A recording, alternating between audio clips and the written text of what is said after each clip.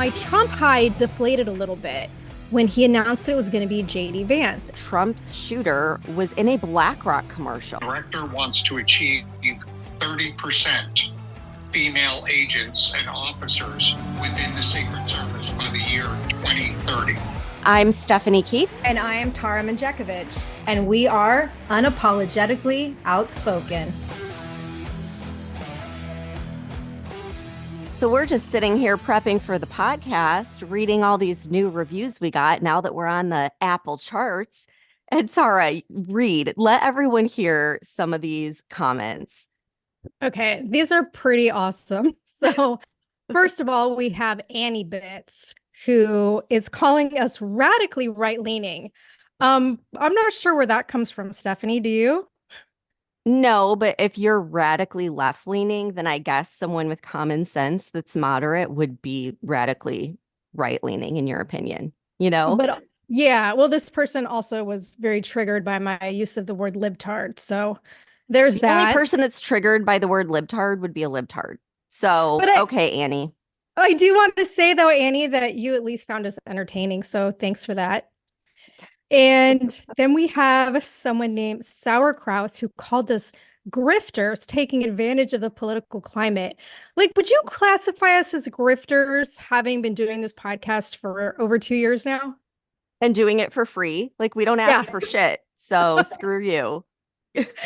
Then we have Doubting Tom Jr., who said that we are... Oh, this was another one who was triggered by the word libtard and thinks that we don't take ourselves seriously. I don't think you should take yourself too seriously. I mean, life's too short for that. Loosen up, Tom Jr. You guys notice we laugh a lot on this podcast, right? And then we have B-Boop, who called us uneducated. That says it all. B-Boop freaking says it all. Okay, sorry, go ahead. Who called us uneducated dropouts and wants a time refund.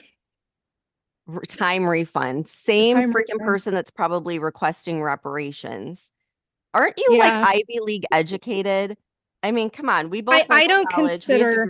Yeah, I don't consider Berkeley Ivy League, but I do have 2 bachelors and a master's, so I would consider myself educated and definitely. I would say dropout does not qualify either one of us. So okay, B-Boop, why don't you B-Boop on out of here? Okay. You know what though? Yeah. I mean, I take it as a good sign because that means we're growing. We're on the Apple charts now. And we're in a controversial category. So we're going to draw people from the left. And of course, they're so spiteful. They've got to leave a comment and try and take us down.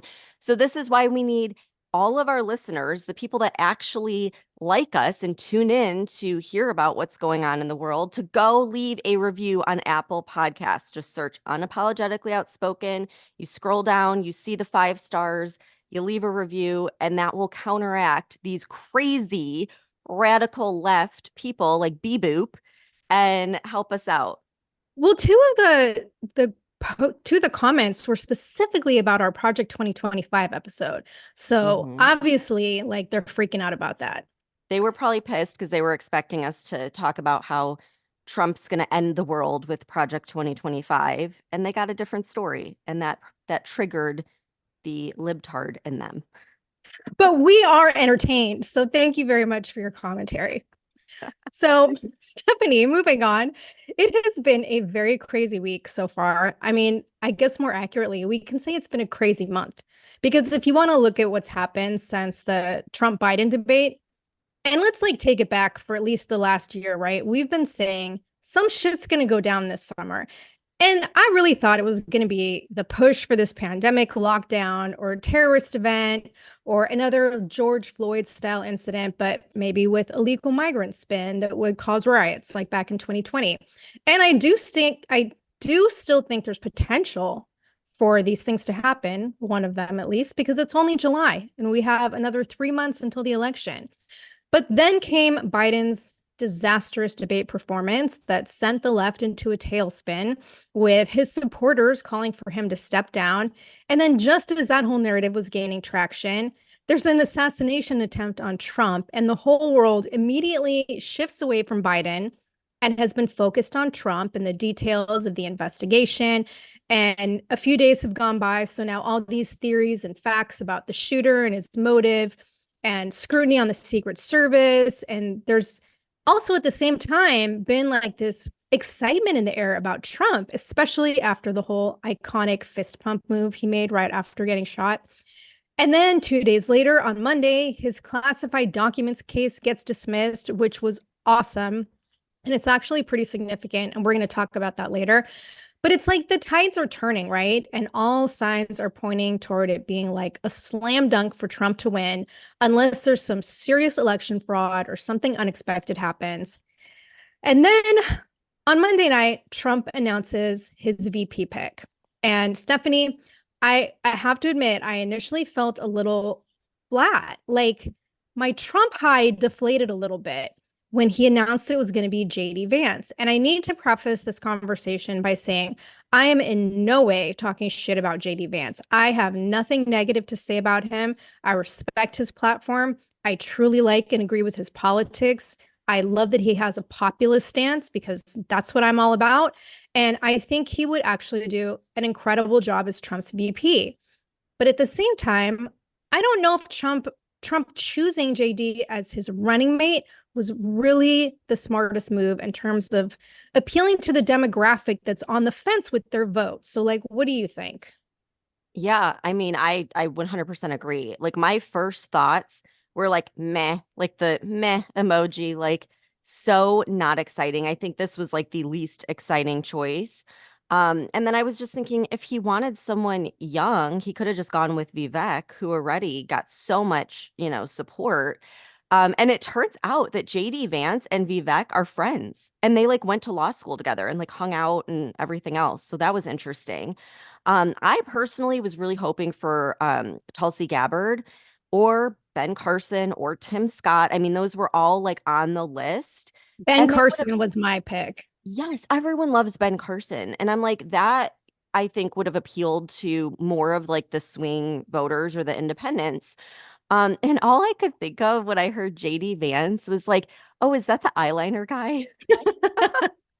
Like, I don't know if you've ever noticed this, Tara, but like, I swear, every time I look at him, I'm like, is he wearing eyeliner? And like, for the record, I don't think he's actually wearing eyeliner. But it's just me being super like critical. Because it does kind of look like he has eyeliner, or like maybe his eyes are darker, but then He's his hair is pretty. lighter. So He's yeah, got the pretty look. yeah, pretty boy. So I don't know, like that's the first thing that came. But once I got past the eyeliner, I thought like great, another typical like white male Republican, which I don't think is going to help with people that need their opinions changed. Um and so I was at my dad's house last night and he's like super mainstream media. Every night we got to watch the nightly news. So he had that on and they were at the RNC and they were talking about how Vance was not a fan of Trump. And he was actually, I didn't know this, but he was very critical of Trump at one point in time and very outspoken about that. And so the anchors were talking about that very favorably, almost like they thought this was a good choice because, maybe like, I don't know if they were trying to say he'll keep Trump in check. Um, but it was like maybe it shows the never Trumpers that you can change your mind after all. And like hearing from someone who was very against Trump in the beginning, like could win some people over. And the reason why I think that is because I felt like it was winning over these mainstream media news anchors that are normally very critical.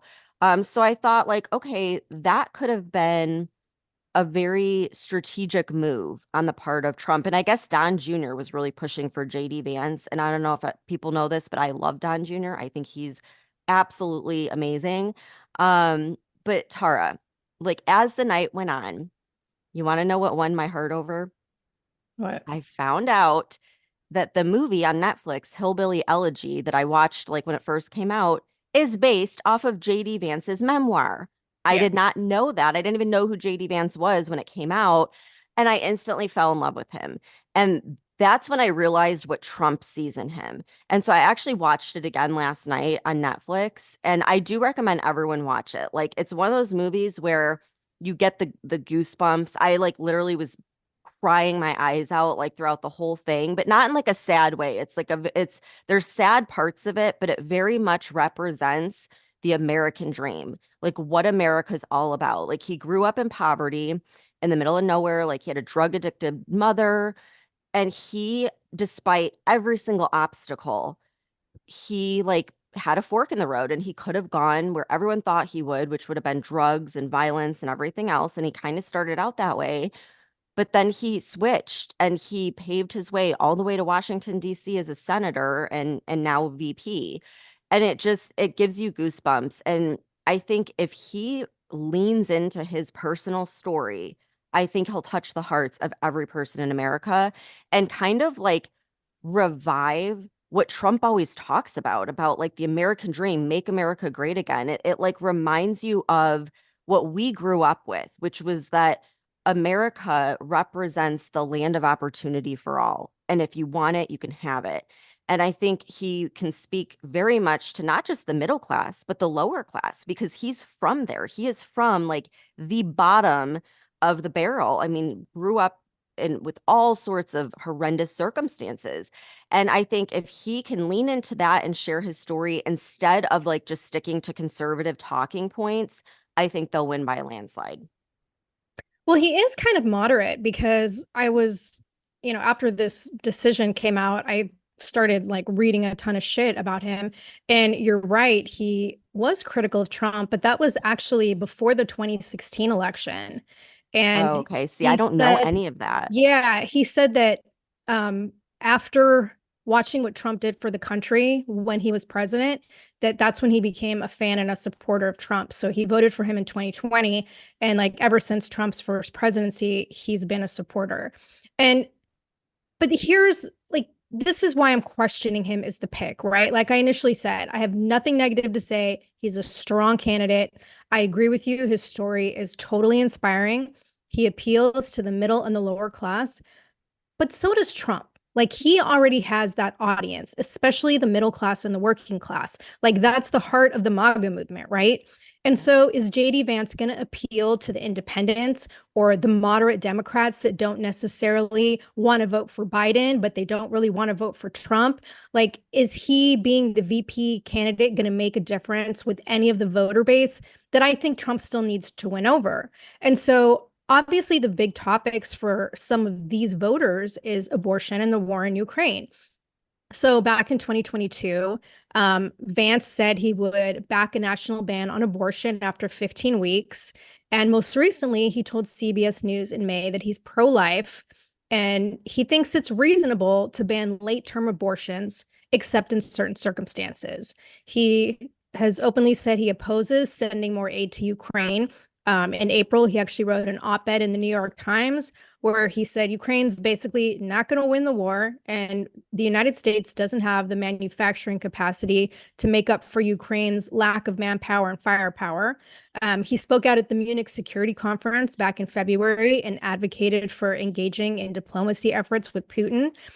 He's only been a senator for a year and a half, and the guy's 39. So he's pretty young in the scheme of things, which I think is what this country needs instead of one of these, lifers that's been in Congress for 40 years. And I love that he was one of the 6 senators who introduced the bipartisan rail safety legislation back in 2023 after the East Palestine train derailment. Gosh, I can't speak today. I'm on my third cup of coffee. Derailment. Doing So, I great. mean, Doing great. I guess we'll see how this plays out. And again, I think he's a good pick. I just think we're missing a demographic. I think so too. I forgot about the point that he's 39. I do think that was very strategic because we've talked about this before on the podcast, but there's so many calls for like young blood, especially in the RNC, getting rid of like these rhinos, bringing in young people. So I think that'll be favorable. But something that I was thinking about last night with regards to Ben Carson and Tulsi and Tim Scott and like all these other people is I guarantee those people will be strategically put in Trump's cabinet. And I think RFK too, because if you remember when Trump was president, he put RFK Jr. in charge of vaccines and in charge of going after Fauci. I think he'll sick him on Fauci again. And I do think that they will have more power in that way. The vice president's important because obviously if something happens to the president, which I mean, my God, they have to be in that spot.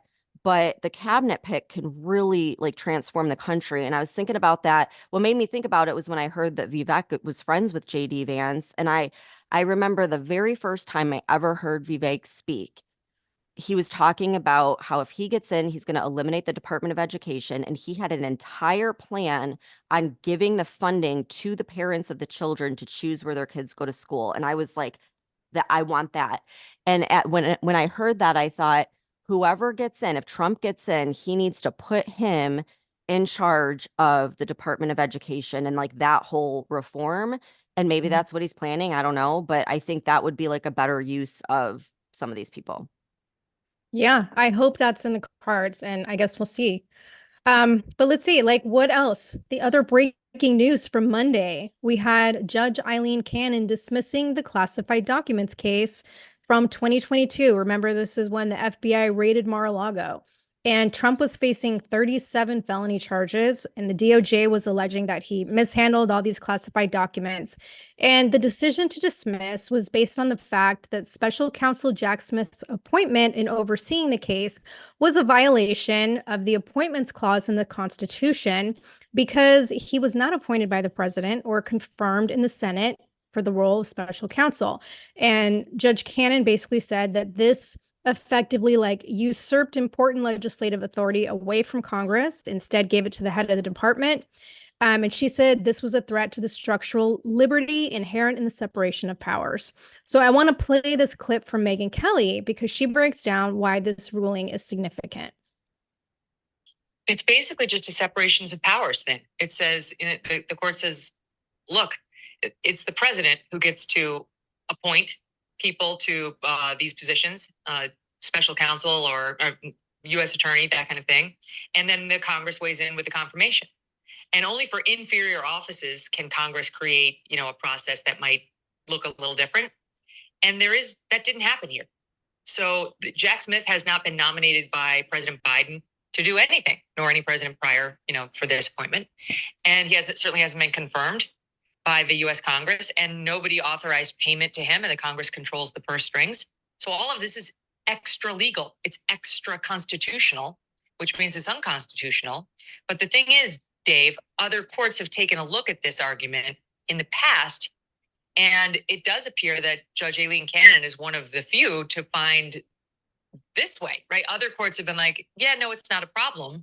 She's saying, you know what, it is a problem. And while she may look like a bit of an outlier, she's got something very helpful in her back pocket. And that is Clarence Thomas's concurrence in the decision finding Trump has immunity for most of the things alleged against him, which we read to our audience when it happened, as a very important piece of what might happen in getting rid of the Mar-a-Lago case. And sure enough, Judge Cannon saw it, raised it, and felt as he did. Okay. I think it's great. Like I'm grinning ear to ear. I think the other cases, whatever's left, like the January 6th charges, I think those will be dropped too because it looks really bad. Looks really bad, doesn't it?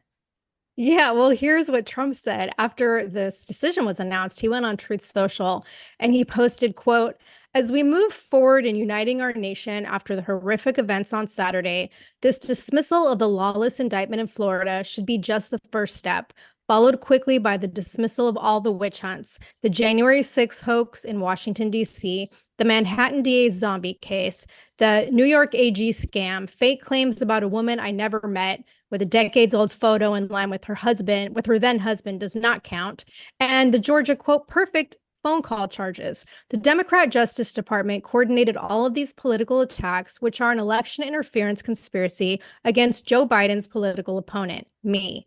Let us come together to end all weaponization of our justice system and make America great again." Can I just say I am so freaking happy with Trump and how he's responded. Like he could have gone full force attack mode, and he is being very classy, very much a positive and unification message instead of going after them. And he doesn't have to because all of his followers, I mean, there's memes everywhere about the lawfare and how, they tried to get him this way and that way, and then they tried to kill him. So, like, I think if he keeps this going, it's really speaking to those swing voters when he's not showing like the angry orange man kind of thing that they, have in their mind about why they don't like Trump. And again, like, I think if I had to bet money, I think all of the charges are going to disappear because it further highlights the attacks against Trump that led to the attack on his life. And that's not a good look for Biden in a campaign. And as they say, karma's a bitch, and Biden's paying the price now.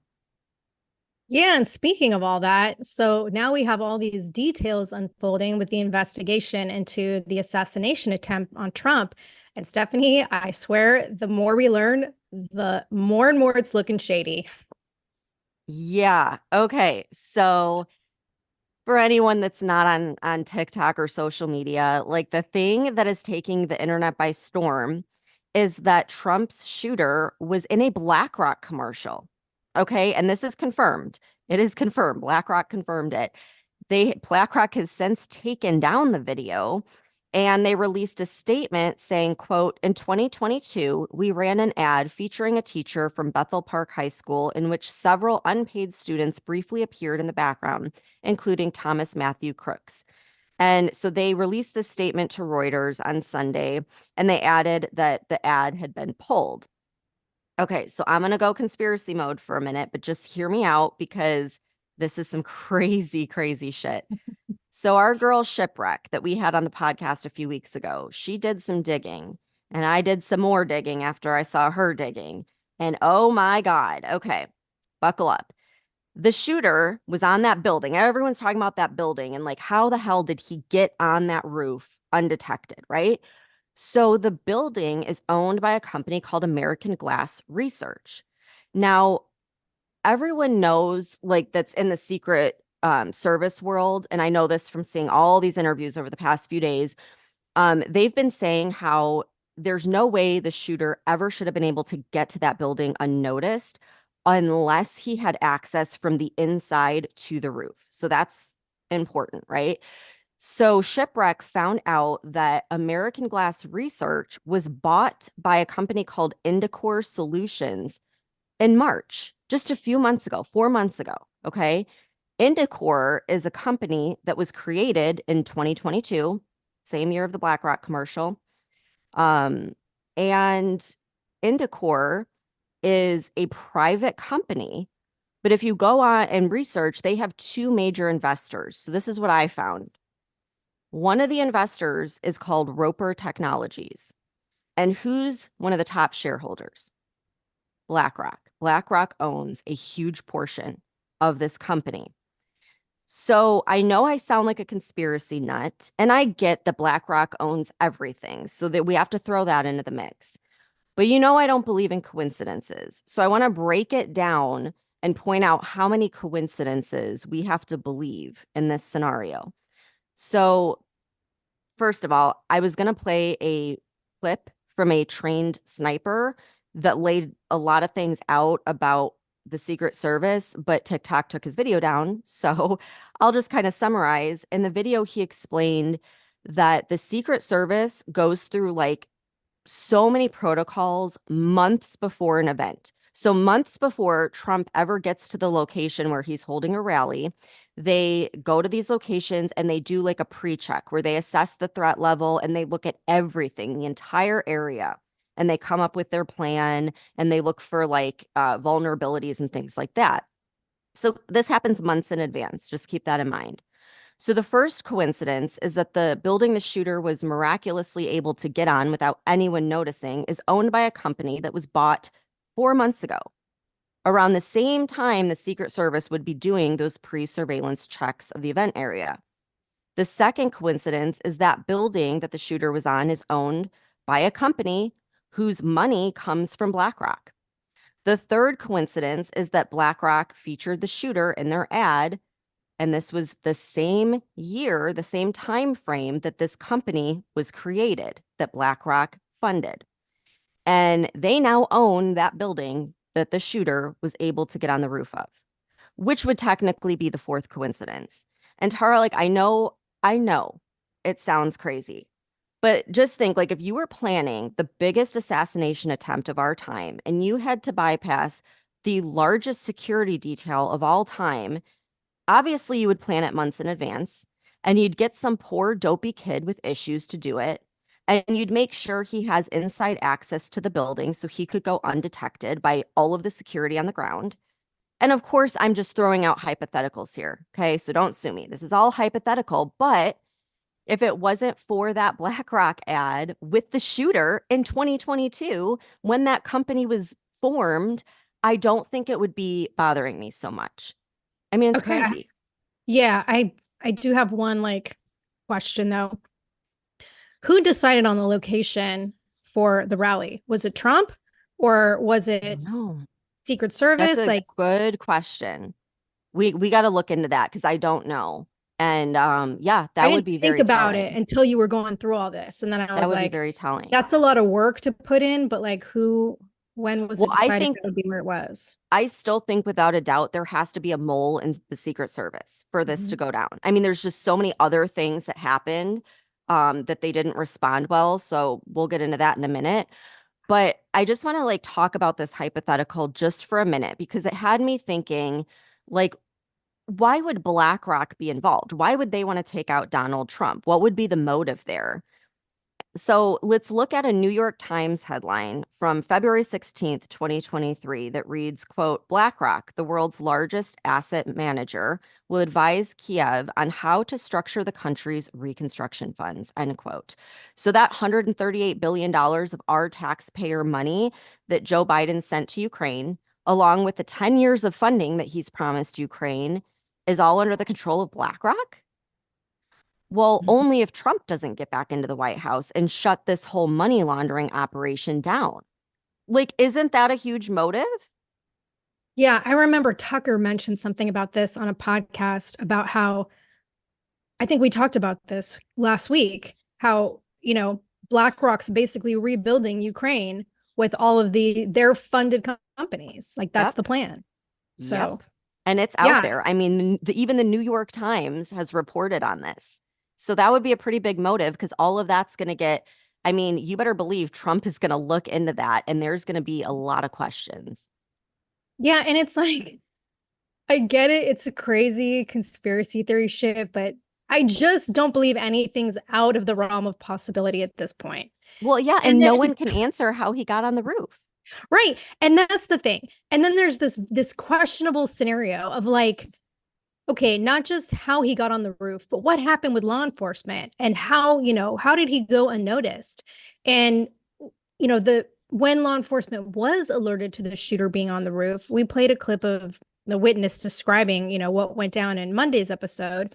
And so it turns out that local law enforcement officers did attempt to go to the roof to check it out. But what's questionable is the narrative about how it happened. So initial reports made it sound like the officer basically had an oh shit moment and immediately turned around and fled when he got on the roof and Crooks, turned and pointed a rifle at him. But then the most recent reports are saying that they couldn't get up there because there was no ladder. So one officer was trying to hoist the other officer up to the roof ledge.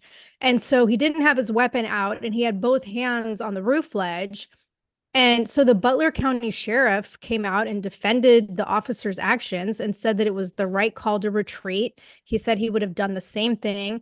And because he had both hands on the roof ledge, his option was to duck back down. And that's apparently when Crooks, turned back to the crowd and started firing at Trump. But again, how did Crooks go unnoticed by law enforcement, not even getting into the building, but on his way to the building?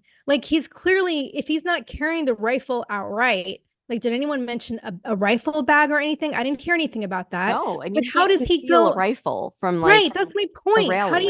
How do you go unnoticed in just to even get through the outer perimeter to get to this building? It makes no sense. And every source that has anything to do with knowledge of Secret Service and planning is saying the building should have been part of the security plan, whether it was going to be protected with Secret Service assets or local law enforcement assets. This building should have absolutely been part of the security detail plan, and it wasn't. And so I want to play another clip from Megyn Kelly because she did an interview with this guy, Chuck Marino. He's a former Secret Service agent. And he was talking about how the Secret Service and local law enforcement basically failed in their protection protocols. I think the fact that he made it to the roof and was spotted by a police officer up that ladder and no action was taken is really dereliction of duty, if true. But the reporting of a suspicious person with a weapon started much sooner. So it tells me that amongst the investigation, we're going to find that there was a significant gap in communication, because if the president's detail had known that there was a suspect armed who could not be found by local law enforcement within the area, then you would not bring the former president to the stage. You would actually keep him in the armored car until the situation was resolved. So it tells me there's a communication breakdown. But as far as the investigations that are going to come out of this, Megan, I can tell you it's going to expand well beyond just what happened at that site. You're going to see people looking at the HR hiring practices of the Secret Service. You're going to see them looking at training. You're going to look at them looking at operations and resourcing. Was the former President Trump detail given all the resources that they needed to match the threat level? They're really going to be under the microscope, and there's no way to sugarcoat it. They've got a very, very rough road ahead. And right. Okay. So I think what he said is totally legit. And the Secret Service is being put to the fire with this investigation, because ultimately the bottom line is they're responsible for the entire security plan at these kinds of events. And even if that building wasn't part of the interior perimeter that was protected by Secret Service, they're still responsible for making sure that either Secret Service or local law enforcement assets are strategically placed in necessary areas to protect the outer perimeter. And this building absolutely should have been part of that plan. So it's like you were saying on Monday, Stephanie, was this building intentionally neglected? And now with this information that you just talked about, with the connections between the building and the shooter in Blackrock, like that just makes this even more suspect. Yeah. And there's no way he's getting anywhere near a rally with a rifle. So it would make sense, though, if the rifle was already in the building, because he had access in the building, and Yes. it's hidden. Exactly. I mean, yeah. And speaking of him, like the shooter, more information's come out about him since we talked on Monday. And I guess one of his high school classmates was interviewed, and it was so typical, right? He described him as the loner who was always bullied and was like the awkward outcast kid. And he had tried out for the school's rifle team and got rejected, but he belonged to a local gun club and they had a 200-yard rifle range, which, the shot he took was less than 200 yards. And when law enforcement went to his home, they found explosive material at his house and in his car. And then what I thought was interesting is his parents are both licensed professional counselors. Like, how do you not notice that like something's off with your kid? Right. And then that dad is the one that bought him the rifle. And so it's like, that's not smart. Yeah, I'm sure. I guess they're trying to crack his cell phone. And I know that takes a while because I had to do that before, and you have to go through a whole bunch of shit just to be able to do it. And sometimes even once you have the authorization, like the technology isn't there to do it.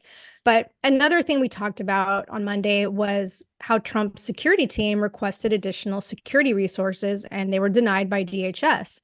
Well, I was reading an article in American Military News, and a DHS spokesperson is saying that this is not accurate. And they stated, quote, "In fact, recently the U.S. Secret Service added protective resources and capabilities to the former president's security detail," end quote. So my question is, recently, as in after he was shot or before, right? And Biden also gave an address from the White House on Sunday where he said that he's been consistent in directing the Secret Service to give Trump every resource, capability, and protective measure necessary to ensure his continued safety. And then before or after he told everyone to put a bullseye on Trump? Right, exactly. And then the article also stated that FBI officials told reporters on Sunday that their immediate focus was on investigating the shooting itself, not how the event was secured. But eventually, there's going to be a full probe to reconstruct a timeline of what happened and how. And then Biden also said there's going to be an independent review of security. I highly doubt it's going to be independent. But we talked on Monday about how almost immediately after the shooting, the House Oversight Committee called for answers from Secret Service Director Kimberly Cheadle and DHS Secretary Mayorkas.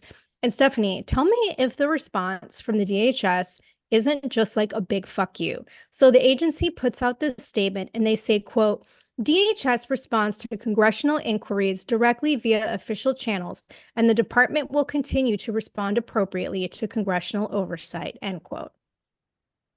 Can Mayorkas just resign already? Like, how is this guy not in prison? Like, just resign in disgrace at this point. But it's bullshit. It's bullshit because look at RFK Jr. They flat out denied Secret Service protection, which is customary. And so now, like, Trump was calling on Biden to give RFK Secret Service, and he did. He finally did agree to give RFK Jr. a detail. And it's just like everyone is having a field day over the fact that the Secret Service had a big DEI push specifically to hire more women. I mean, it was right on their website, like the pride flags and shit like that. And the picture of the female Secret Service agent that was ducking behind Trump, like saving herself, freezing in the moment, just points to why you need capable people. And DEI should not be a priority when it comes to protecting someone's life. I mean, come on. Yeah, I started laughing when I was listening to Megyn Kelly because she is like, she's so angry. And she went off in her podcast about like, why was a 5'5" female assigned to protect a 6'3" man on stage at a critical event like this? And it's an open invitation for a headshot. And she's like, this is absurd. And she called it a joke. And like, I have to say, I agree. And maybe this sounds hypocritical because I'm only 5'3" and I worked plenty of protection details like this. Well, not the president like that, but when I was a cop, but I was never assigned to this kind of a critical post, right? Nor should I have been, because no matter how good my training was, it just would not be appropriate to have placed me as a short female in a situation like this. And like, you can call me a sexist. I don't care. I think details like this should be handled by the big fucking buff guys who have the body structure and the weight and everything to be able to effectively protect the president and like quickly get him off the stage if they need to and carry him away. Well, and Carrie, that's a big thing. His feet never should have touched the ground. Everyone's talking about how he asked for his shoes. They were like, he should have been off that stage immediately and they should have carried him and shielded his body. And I remember when I was watching it, like the one tall guy that was there put his hand on Trump's head to protect his head because there were all these like short, chubby females surrounding him. And we were like, what's up with all these girls? But did you see at the RNC, his security detail when he walked out? Big, buff, scary looking dudes. So, I mean, thankfully, he's got some good protection now.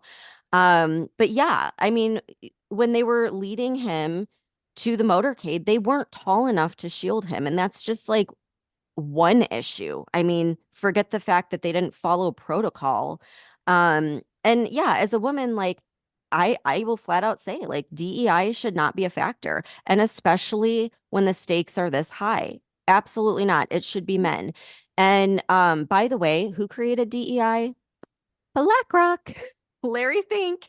Just another little coincidence I'm going to throw in there. So I want to play a clip from Dan Bongino, who used to be a Secret Service agent, and let's hear what he has to say about this. Open security questions right now, and this is why, again, I think the Secret Service, the PR, Anthony Guglielmi, has to be very careful about what they put out. You know, he says in his X post, and you can read it yourself, you don't need to hear it from me, that they deployed these extra resources and technology. Okay, well, which ones?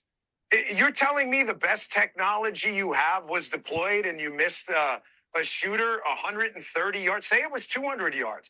The Secret Service CS team, Pete, the counter sniper teams, and I'm not sure those two guys are Secret Service. We have to remember that we don't always when we go to New York sometimes with high-level protectees, we'll use NYPD ESU counter sniper. So I'm not really sure either way, they'd still be briefed in.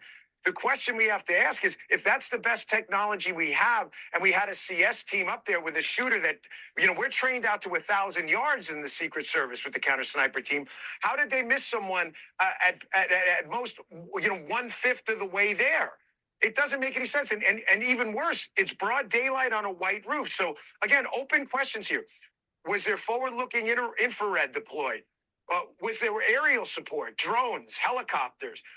Something happened too. If you go back and listen to the audio, I want you to listen to this after I get off here. When Donald Trump, after this tragic thing happens, you'll see the Secret Service agents. And by the way, I know some of those guys personally.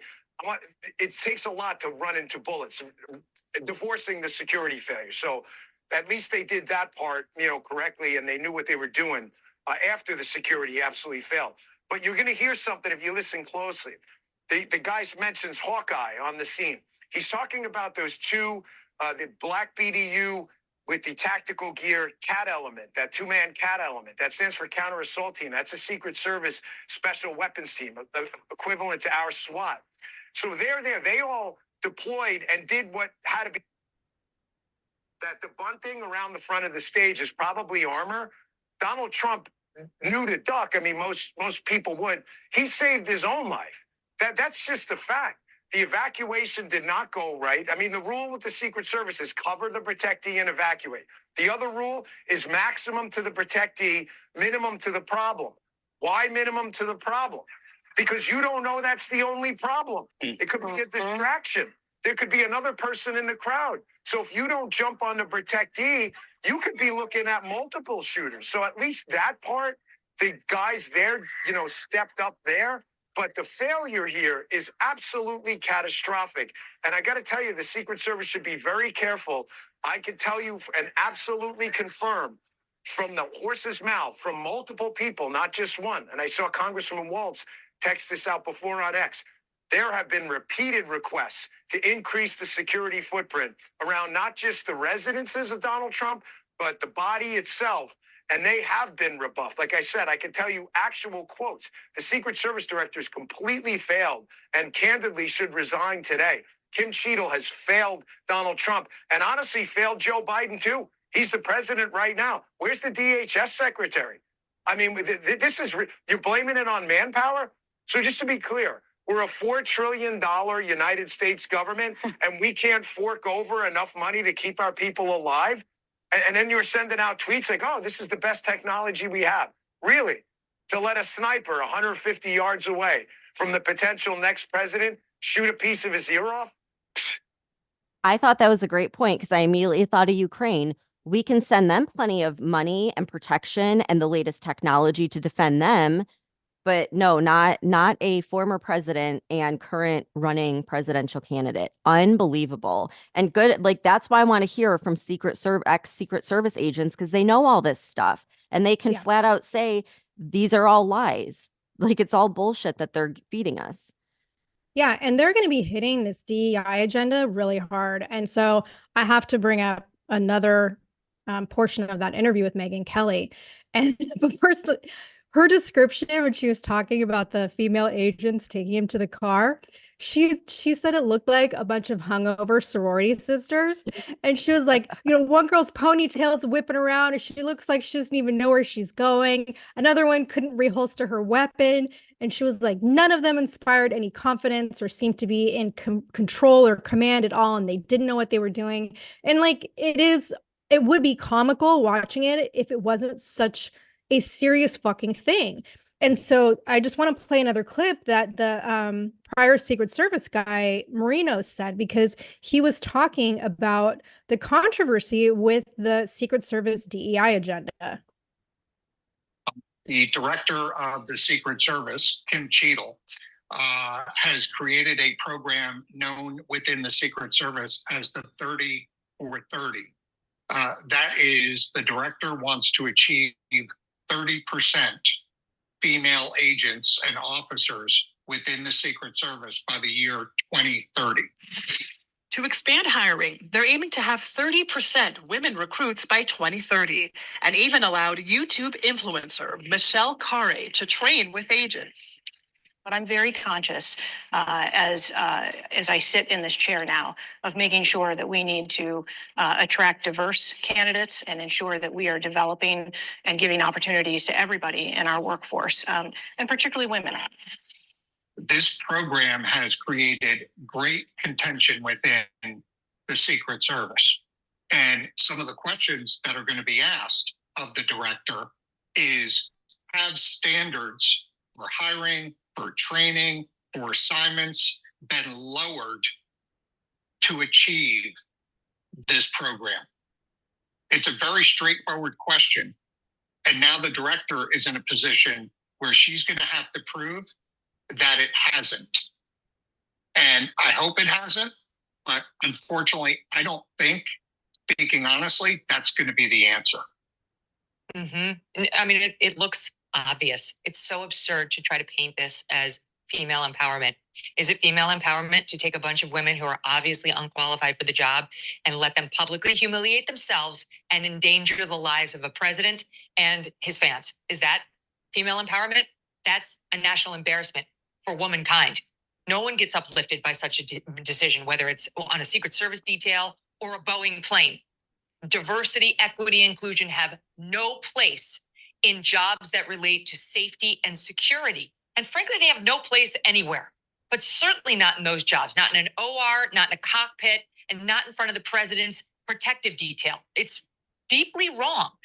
Look, I used to live in Arlington, and there was a woman in my townhouse unit who was about 6'2" and strong. She was built, and she was a Secret Service agent. And I remember thinking, that kind of makes some sense to me. I could see that, as long as she's weapons trained and she can do all the other stuff. And then you get the occasional female firefighter who matches that description too. But it's what, less than 0.5%? Those are the only ones who should even be considered. And the women who look like me, who are, on the smaller side and could easily be run over by a 5'7" male, have no business being there, Chuck. This wasn't necessary. I've worked with females my entire career, and the females that I worked with were fantastic. They were as trained as I was, as capable as I was, both physically and with a firearm. And there was great comfort and trust when you were serving on protection details, of which I served on many. So, to divide the agency like this has not been helpful. But this is where the director has focused since her time as director. And I think that's going to come up, because I don't think the priority of this director's attention has been placed where it needs to be. And that is getting the most qualified people into the agency and focusing on the operations of the agency, which is a no-fail mission. You got to show up to work and get it right 100% of the time, each and every day. The Secret Service is not the type of agency that needs to be kinder, gentler, and softer. That's not it. That's not it. That's not what the Secret Service does each and every day. What you wanted to see with former President Trump being taken off that stage, I can appreciate the visual of the fist raised in the air, but if I'm there, his feet don't touch the ground. Yeah. He loses all say on being evacuated from that very dangerous situation.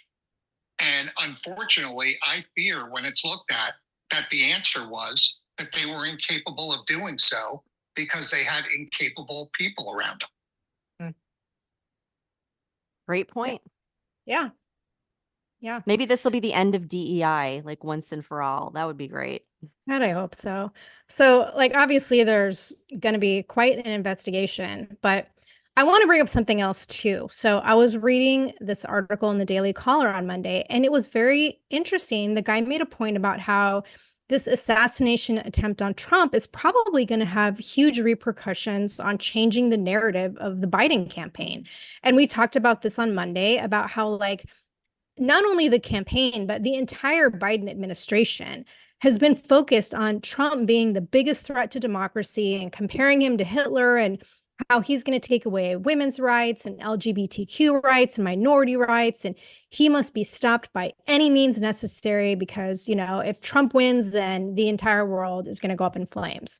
And basically, this has been the Biden campaign narrative, this very dark message, this, language and rhetoric that's clearly been like an invitation to incite violence and division in the country.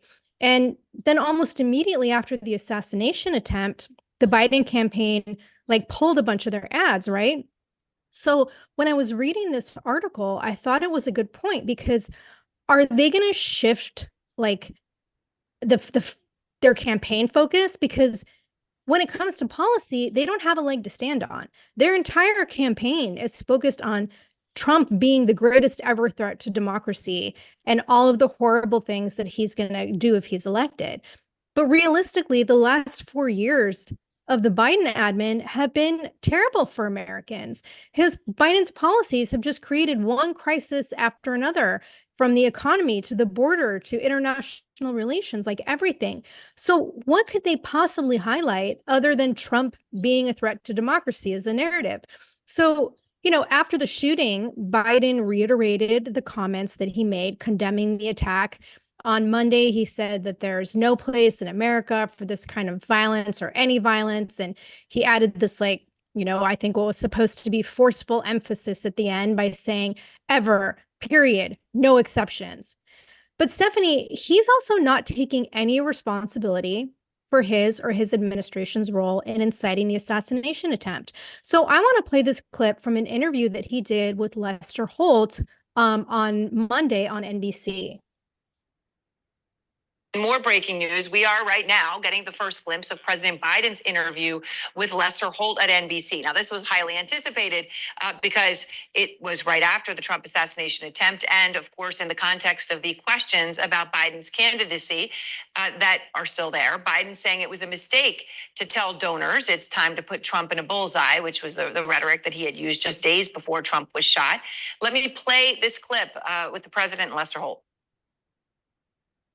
Let's talk about the conversation this has started, and it's really about language, what we say out loud and the consequences of those. You called your opponent an existential threat. On a call a week ago, you said it's time to put Trump in the bullseye. There's some dispute about the context, but I think you appreciate I didn't say crosshairs. I'm talking about focus on it. Look, the truth of the matter was, what I guess I was talking about at the time was, there's very little focus on Trump's agenda. Yeah, the term is bullseye. It was a mistake to use the word. I didn't say crosshairs. I meant bullseye. I meant focus on him. Focus on what he's doing. Focus on his policies. Focus on the number of lies he told in the debate. There's a whole range of things that, look, I'm not the guy that said, I want to be a dictator on day one. I'm not the guy that refused to accept the outcome of the election. I'm not the guy who said that won't accept the outcome of this election automatically. You can't only love your country when you win.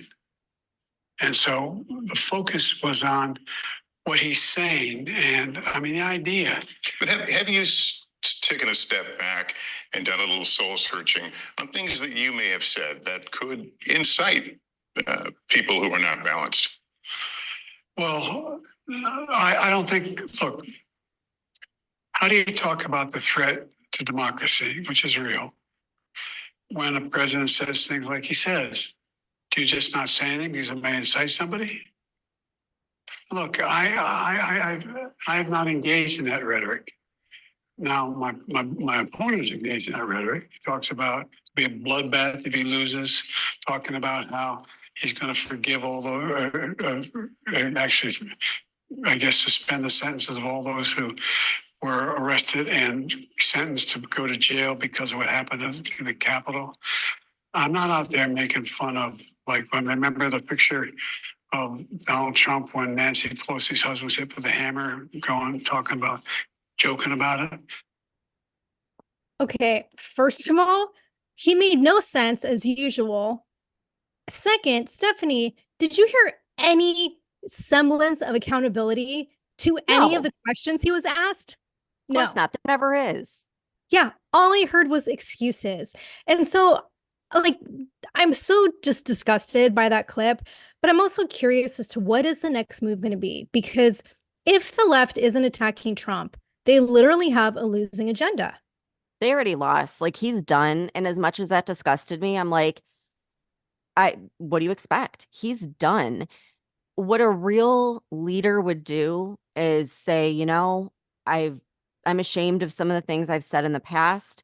If any of my words were taken out of context to incite violence, I'm deeply sorry that that happened, and I'm going to vow to move forward and speak in a united way, like give some type of a positive message. But what is he doing? He's trying to say, oh, it's the guy who was just shot in the ear, it's his fault.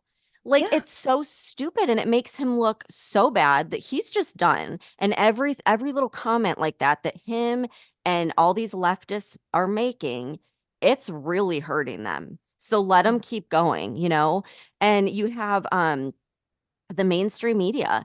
So NBC pulled the Morning Joe, like MSNBC's Morning Joe program, off the air following the assassination attempt. And they said it was because they were afraid that they would say something inappropriate about the shooting. What does that tell you? It tells you they've fucking incited this assassination attempt so many times on that show and on that whole network. I was just watching last night that Joy Reid that always has stupid comments. She was like, I'm just afraid that this is going to make people forget that Trump is the real one that incites violence. Again, attacking the guy that was just shot, he was almost assassinated. Not a good look. It's stupid. And the network realizes that, and they're getting nervous now. And they're realizing that, like, every little attack, whether it's verbal or otherwise, that they make on Trump is biting them in the ass big time. And it's not a good look. And when you have the mainstream media, along with Democrat politicians and all of these celebrities that have called repeatedly for the assassination of Trump, it looks really fucking bad right now. And they are panicking. Yeah. And the ones that have kept going and posted stuff on social media about, like, oh, it was too bad they missed. Yep. Yep. And that's what I'm saying. Like, even like Lester Holt is like finally asking the tough questions. The people that were at the RNC, they seem to be just as much like enamored with the whole Make America Great Again as we are. It's like there are people that are course correcting and doing the classy right thing, but there's a lot of them that aren't, and it's destroying them. Like, it is destroying them. Yeah, And wait. Did you notice that Lester Holt, like, basically tried to throw Biden a lifeline when he didn't answer the question the first time? And so then he had to go back and say, but in retrospect, like, do you think you could have? And even then, Biden couldn't fucking admit to anything. yeah, they're still trying to like help this sinking ship. And it's like, no, you need to get on board with the true leader of this country. Yeah. And I mean, absolutely, they have incited violence long before like Trump this ever happened. I mean, this has been going on for years. They've attacked him. And something that is so like crazy, and I can't get it out of my mind, okay? So many people are talking about like how it was so close. If Trump had been killed, they think a civil war would have broken out. And like, just think about it. Like, he had to turn his head at just the right time to be saved in that moment. And so a lot of people are like, that was divine intervention. Like, something was trying to save him. Others are saying they think we shifted timelines because the day after, it's like everything changed. People were uniting. Things felt lighter and hopeful and optimistic. I know I felt it. And it's like we literally shifted. It was like there was this fork in the road, and one way would have been civil war. And the other reality is that like good will prevail and everything's going to be okay. And I know I felt like a huge shift. And usually things like that happen when there's a tragedy or something of that sense where we all come together as Americans. But I feel it. I feel like that patriotic vibe of people that are like full force for Trump and like fuck everyone that's like evil, they're done. Do you feel that way? I do, but I think because the election's still a few months away, like anything can happen, right? But I do think also that Trump's response after the assassination attempt has a lot to do with how the people are feeling. Because the dude, like, I mean, he gets shot, right? But his focus almost immediately was on uniting the country. Unlike Biden, who was playing the blame game and continuing to say that, maybe he should have used a different word than bullseye. I mean, I don't even know what the fuck he was saying. Crosshairs instead of bullseye. Like it's any different. I don't think he knows what he was saying. It means the same fucking thing. And, the bottom line is his play is still Trump is a threat to democracy. Meanwhile, Trump's speeches since the incident have been all about using what happened as a way to unite and unify and bring the country together. And, that is the behavior of a true leader. And I hope that, people are fucking embracing that, and that this shift will carry forward for the next few months, because the election is not next week. I mean, there's still time for anything to happen. Yeah, it is true. But they have nothing else to run on. They never have. It's always been get Trump. Trump's bad. Trump is the big bad orange guy. And what else are they going to go to? They have no record of success or unifying the country, and Trump's handling it great. And yeah, I think this has been a huge, huge shift. And yeah, anything can happen, but the energy feels so different. It feels so optimistic, so hopeful. And I hope it continues. I really hope it continues. Yeah. So, man, we covered a lot.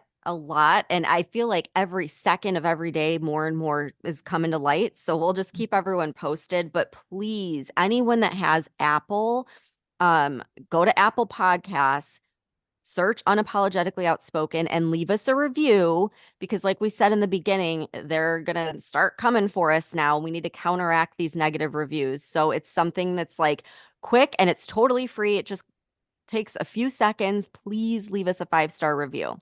And thank you so much for tuning in, and we'll see you back here on Friday. If you're sick of all the crazy shit going on in our country and you want to express your support and patriotism for the show, head on over to our Etsy store at UO Patriot Chicks and check out our new stickers. The link can also be found on our website. If you love the show and you want exclusive episodes, support the podcast and join the conversation by becoming a member of our Patreon community. We'll be posting weekly member-only podcast episodes and content that isn't available on the weekly podcast. Every Patreon member will also get a free Unapologetically Outspoken sticker and updates about our new sticker release before they're made public. And be sure to follow us on TikTok at Unapologetically Outspoken. And if you haven't done so already, please rate and review the podcast. The more you support us, the more people we can reach. So help us spread the word.